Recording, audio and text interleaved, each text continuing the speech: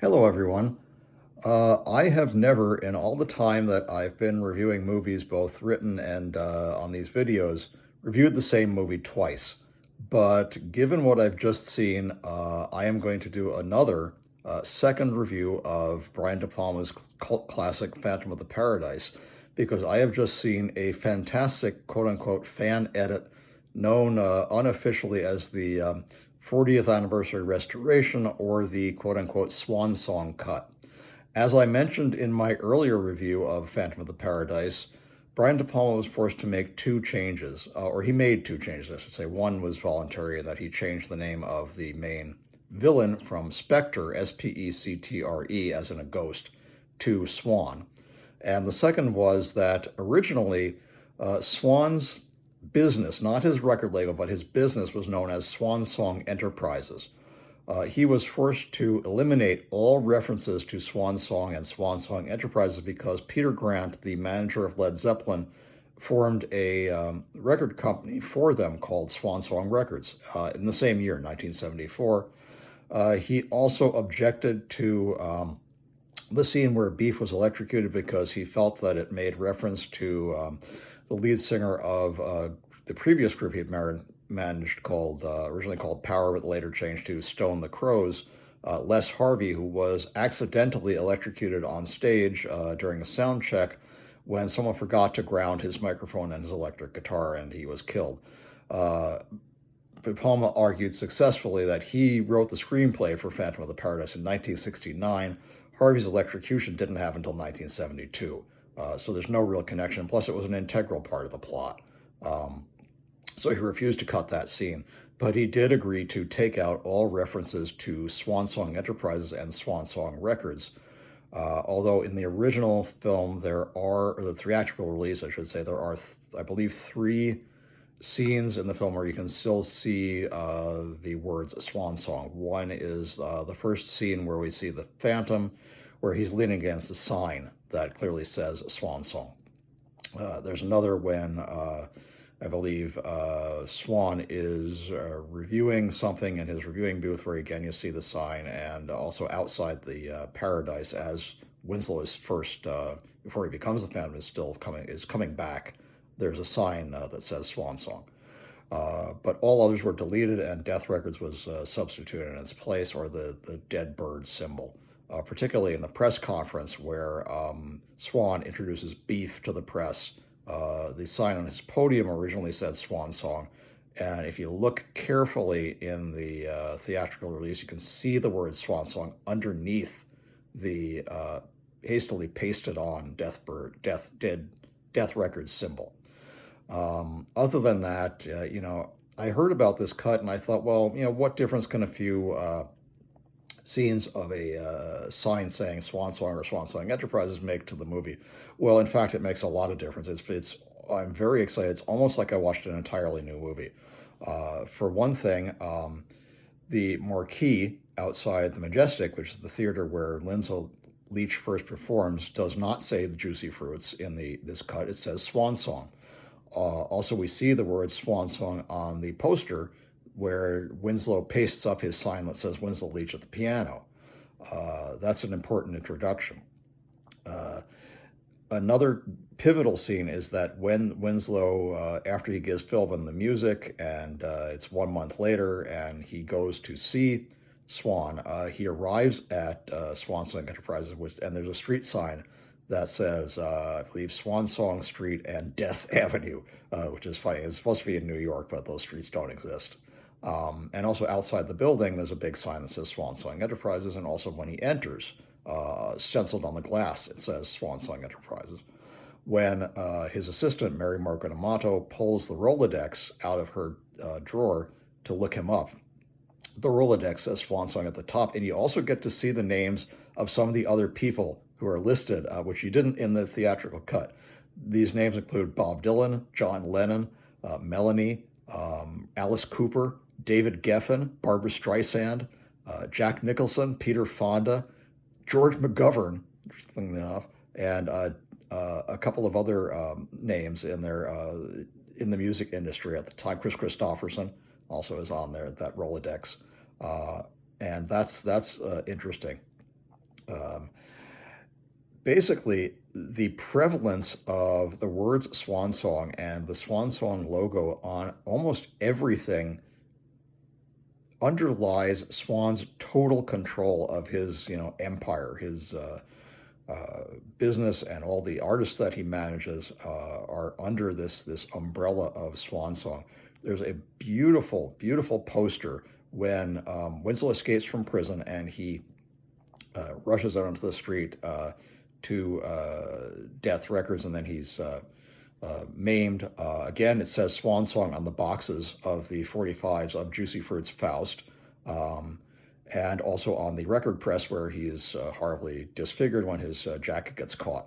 And he ironically slips on one of the records that he was smashing, and is just basically caught in the record press. That almost actually happened. They used an industrial press. It wasn't a record press, but they put plastic chocks in it. Well, the machine broke the plastic chocks, and they pulled him out right at the last minute before he could have been seriously injured if it actually closed on him, but it didn't.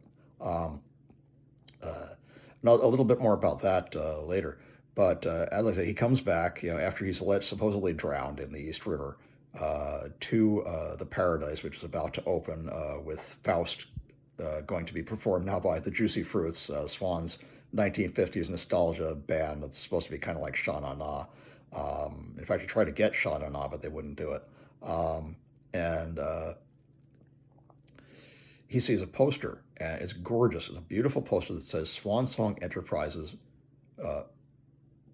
presents the Juicy Fruits doing Faust. It's a gorgeous poster. If I actually physically had a copy of that poster, I'd put it on my wall. It's that beautiful artistically. And we see that, and we also see one of the hired hands holding a swan sign and moving it up towards the marquee of the Paradise. That's important, I think, for the overall story arc. When later on Winslow discovers Swan's secret, he goes into the archive, which is the room behind the mirror that we saw Swan come out of when he first meets the Phantom. I don't know how he manages to get in, but he somehow, I guess he figured out the lamppost that turns, and he got in. And he finds the contract between Swan and allegedly the devil, where he agrees that he will not age as long as the videotape will age in his place. The videotape says Swan Song, and all the videotapes say Swan Song across them. And the tape player also says Swan Song for the quarter-inch videotape player. The monitors, where he sees the assassin who has been hired to kill Phoenix during the wedding ceremony, says Swan Song on it. All the TV monitors have the Swan Song label on it. These are not just little, they took that out. What does it matter? I think it matters a lot. It changes the whole tone for me of the movie, because it shows, like, for instance, in the scene where Swan seduces Phoenix, and we know that Swan is videotaping Winslow watching them on the roof, or the Phantom, I should say, watching them make love on the roof. The camera in the theatrical release, you can't really see what it says. It's got a swan symbol, but it's kind of foggy. Intentionally, they did that because it says Swan Song on it. And I think that's important. Also, in the scene where Beef hears the scream after the Phantom breaks out of the bricked up wall room, that music room that Swan had been keeping him in, the camera that photographs Beef says Swan Song. Again, this emphasizes that Swan is in control of everything, that he sees everything. He's this sort of all-seeing demonic, force. He's not just an evil record producer. He's much more. He may, in fact, be, a version of the devil himself. He has so much control over everything. And I think that that's very important. I should mention one thing up front. I saw this on archive.org. This is not an official release. It is not licensed. It is not meant to be broadcast or downloaded, or I don't think you should download it or burn it onto a DVD. Because it may be illegal in your jurisdiction. And I watched it, but I didn't attempt to download it or do anything with it other than enjoy it. But again, these cuts and these new things, one of the things that you see more clearly on this version, and I did not see this as clearly, although I think it is on the theatrical release, but it wasn't emphasized, is that on the right side of Winslow's face as he's dying in the last scene and crawling across the stage because he's destroyed the videotape and he's killed Swan, and now he has to die too because his contract terminates with Swan and the stab to his heart opens back up. You see impressed onto his face on the right cheek the Death Records bird burned in black onto his cheek. And I didn't notice that in the original release. I think they cut away and just showed the left side of his face, which is the good side, where he still has the one green eye, and he's pleading up towards Phoenix, and she finally realizes that it really is Winslow. I'm very excited. I hope there's a petition around to release the Swan Song version. I would hope that maybe, I believe that Peter Grant is actually dead. And I don't see that Led Zeppelin's remaining members, since the band is no longer in existence, would continue to object to the use of the term Swan Song or Swan Song Enterprises, especially given that the main character's name is Swan, so it makes sense that he has a company called Swan Song. I would love to see this released officially, but it's not. This has been cut together by a guy named Dr. Saperstein from the quote-unquote Swan archives. All but one, I think, of the scenes are actual cuts from the original film. They look professional, they look good. The one scene that's a little shaky is, as I said, the introduction of Beef at the press conference. They had to use, obviously, chroma key, and it's a little shaky at points. But other than that, every other sign, the signs on the records, the signs on the buildings, the giant banner that flies over the Paradise, which says Swan Song on it, and is flapping in the breeze, the posters that I mentioned, which are just gorgeous, so the art production is just incredible, are important. They're well done, and I think this deserves an official release, and I'm hoping it'll happen. There's a petition, and I'm going to sign it.